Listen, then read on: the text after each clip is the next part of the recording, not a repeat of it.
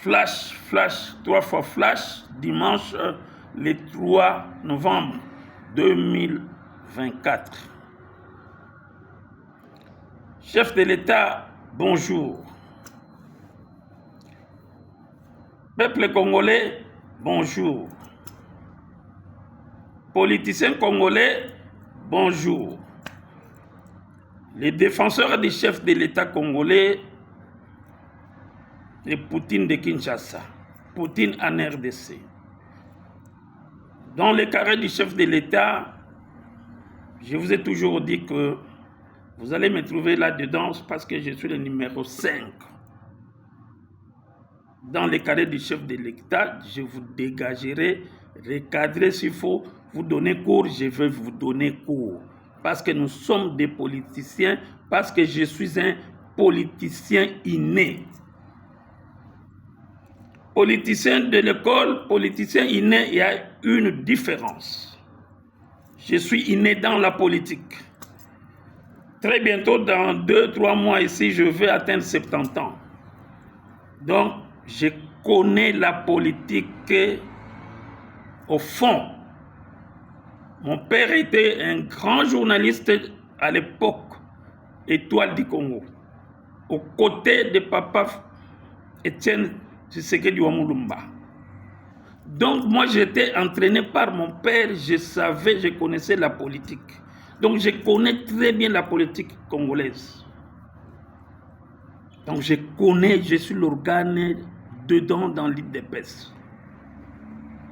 Personne ne peut me tromper. D'ailleurs, quand j'étais encore jeune là, je mettais cette ligne ici de Lumumba. On m'appelait Lumumba. Donc je suis l'incarnation aussi de Lumumba, quelque part. Parce que je suis révolutionnaire. Et je dis que je n'ai pas peur de qui que ce soit. Sauf le plafond, le chef de l'État.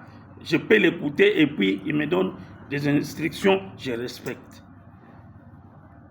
Comme la vision du chef de l'État aujourd'hui, son Excellence Antoine Félix Tshisekedi Tshilombo. Il a une bonne vision pour ce pays. Je vais le soutenir et j'y reste. Je suis là. Vous l'attaquez, vous m'attaquez. Vous attaquez son gouvernement, c'est comme si tu attaques, c'est pas comme si, mais tu attaques le chef de l'État. Parce que c'est lui qui a placé ce gouvernement-là. Peuple congolais, aujourd'hui nous sommes dimanche, le jour du Seigneur, du repos du Seigneur, mais nous, politiciens, on n'a pas de jour. Nous travaillons toujours pour défendre et recadrer ceux qui ne sont pas dans le schéma. Aujourd'hui, là, je vais répondre sur l'intervention de Matata Mponyo, qui a répondu lors de la présentation par la Première ministre du budget 2025. Je crois que M. Matata Mponyo, d'abord je vais commencer à démontrer comment tu es arrivé au Congo. M. Matata Mponyo, tu es arrivé, on t'a vu dans un accident d'un hélicoptère qui se trouvait, le fameux président là, celui qui dirigeait le Congo. C'était monsieur, j'ai oublié son nom, il faisait la loi à Kabila. Parce qu'il était partenaire direct de Kagame, et alors tout ce qu'il faisait, Kabila, tout ce qu'il faisait, était contrôlé par ce monsieur-là. C'était un homme fort de l'époque de Kabila, de Kanambe, de Kanambe de Joseph Hippolyte, là. Kanambe Merere, c'est Kanambe Merere. Voilà. Alors, Matata Mponyo, tu t'es retrouvé dans cet avion-là, le monsieur est mort, toi tu es resté avec Plâtre, tu vas en Afrique d'ici depuis. 1 mois, 2 mois plus tard, tu reviens ici à Kinshasa, tu deviens Premier ministre de cette république. Voilà l'imbécilité, ça commence par là. Manigacé par Zemberer, Joseph Hippolyte. Tu deviens Premier ministre, tu te dis, tu nous amènes un schéma macroéconomique. Mais moi, politicien, le Poutine de Kinshasa, j'ai dit non. Ce n'est pas ton projet, c'était le projet du professeur Samba, Daniel Mokoko Samba, qui était professeur là-bas à l'économie, qui donnait cours sur macroéconomique. Et toi, tu l'as pêché de là, à partir du campus, tu l'as pêché. Tu as pêché Moukoko Samba auprès de toi et puis commence à exploiter les projets, les cours là de macroéconomique. Macroéconomique, ça veut dire quoi, monsieur Matata Ponyo? Parce que moi, je peux te donner aussi cours de ça. Je suis un universitaire, j'étais avant toi au campus là-bas. À la montagne là, moi j'étais là, je crois 10 ans après, maintenant toi tu sors aujourd'hui, professeur de l'économie, tout ça, tout ça. Moi je m'en fous de tout, vos grades là. Alors, tu as exploité sur le macroéconomique, que lui était comme vice. Vous avez exploité, mais il y a un malentendu entre vous deux. Et c'est comme ça que tu as fait écarter l'autre là, Daniel Moukoko Samba. Et c'est en 2024 ici que moi je venais de citer les noms de Moukoko Samba qui mérite d'être le ministre de l'économie, soit le premier ministre. Mais Dieu merci, on l'a récupéré en tant que ministre de l'économie et il est en fonction, il est en train de travailler. Matata Ponyo, ne nous donnez pas cours, donnez le cours à vos voleurs qui se trouvent là au palais du peuple. Parce que vous tous, vous êtes des voleurs. Qu'est-ce que tu nous as laissé? Tu vas venir nous donner vos amis de voleurs qui sont remplis là-bas, les gens de Maniema et consorts, donner votre cours pendant que vous dites, vous n'êtes pas un exemple. Tu n'es pas un exemple pour ce pays. Tu demandes à Madame Judith, non, Madame Judith, je te félicite parce que tu as tenu bon pendant 3 mois pour garder l'équilibre de choses du taux d'échange. Est-ce que c'est important? Qu'est-ce que toi tu demandes à la dame pour le budget 2025 ici? Vous attendez recevoir quoi? Toi, qu'est-ce que tu nous as donné comme bon fonctionnement en tant que Matata Ponyo, premier ministre de ce pays? Mais c'était dérisoire. Je crois que dans les couloirs, il y avait de l'argent qui sortait partout dans des fenêtres. Tu étais incontrôlé, monsieur. Est-ce qu'à cette époque-là, il y avait l'IGF? Rien du tout. Tu étais incontrôlé. Il y avait des transactions qui se faisaient entre la Banque centrale on appelle ça, la banque là qui se trouve Royal. BGF Bank. Il y a des Rwandais qui venaient chercher des mal de dollars là-bas. Ça sortait là-bas. Il y avait des noms fictifs. Il y a des milliards de dollars, des millions de dollars qui sortaient là-bas, des milliards même. Qu'est-ce que tu vas nous apprendre, toi, monsieur? Hein? Tu demandes à la Première ministre, qu'est-ce que nous attendrons de vous par rapport au budget que vous avez, pendant que les dollars sont en train, l'inflation est trop dure.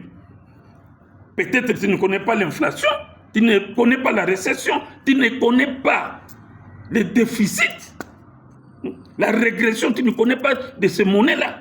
Donc c'est comme ça que je te dis que moi j'ai été enseigné par des professeurs blancs, de l'époque des Belges et des Français. Il y a une différence entre vous et moi. Parce que nous avons étudié en caractère. Ce n'est pas parler, mais on vous démontre noir sur blanc, voilà ceci, voilà cela. Mais c'est Matata Ponyo, soyez sérieux. Vous avez des dossiers terribles sur Bukanga Alonso. C'est comme ça que tu volais l'argent de l'État. Tu étais incontrôlé. Tu construis des immeubles au plus grande échelle avec des montants exorbitants. On t'a laissé comme ça parce que Kabila, le Kanambela, c'est un illettré qui ne connaissait rien du tout. Il n'a même pas maîtrisé l'argent, il ne connaît pas. Donc lui seulement grandissait ses comptes, vous les volez. À la place de 10 millions, vous faites 30 millions, 40 millions. Lui, vous lui donnez 5 millions. Il prend parce qu'il ne connaissait pas l'argent. Il n'a pas la maîtrise d'argent. Un broussard qui vient de la forêt, là-bas, en Tanzanie ou au Rwanda, qui vient ici, devant vous, vous les roulez. Vous avez roulé Kabila. Si votre gouvernement était bon, mais pourquoi Kabila plénichait, demandait que si j'avais 15 personnes Le pays devait changer. L'économie devait changer. Pendant que toi, tu étais là, avec macroéconomique, tricheur. Ce n'est pas ton histoire. C'est l'histoire de Daniel Mokoko Samba. Et aujourd'hui, tu viens à l'Assemblée nationale avec tous ces voleurs qui vous retrouvez là-bas avec tous vos voleurs là. Tu dis, tu nous donnes cours, aux amis voleurs, comment voler. On t'applaudit pour rien. Les macroéconomiques là, c'est catastrophique, c'est zéro, c'est du chaotique, chaos technique, donc il n'y a rien de bon là-bas. Tu n'es pas un exemple pour ce pays. Tu es un homme à brûler même. Parce que c'est toi qui es le fondateur de tout ça. Tous les dérives là, c'est toi, Mata Tamponi. Un grand voleur. Tu as volé beaucoup d'argent.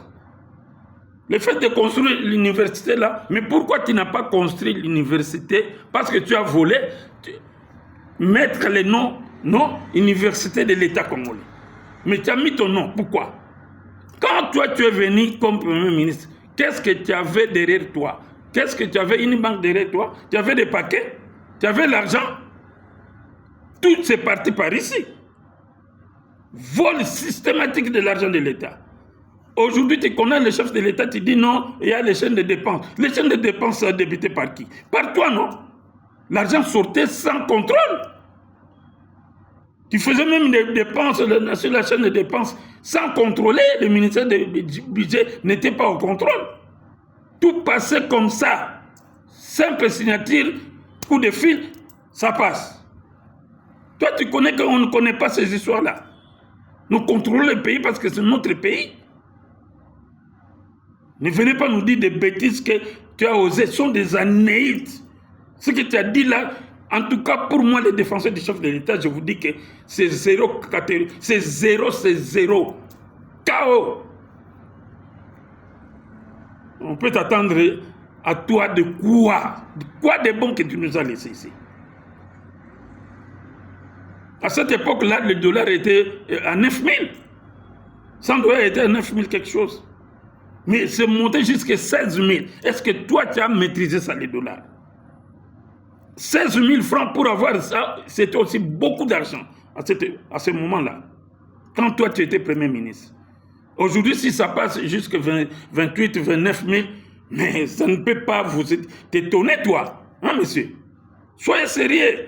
Parce qu'on t'a laissé libre. Parce que tu as été acquitté sur le dossier Boukangalonge. Mais non, le ministre Moutamba, vraiment, d'ailleurs, si ça coupe, je fais deuxième vidéo pour que les gens comprennent. Je vais le faire à Lingala parce que les Congolais ne veulent pas lire, ne suivent pas l'histoire de leur pays. Et c'est comme ça. Chef de l'État, permettez-moi, je vais faire le deuxième vidéo pour expliquer ce monsieur qui n'est pas correct.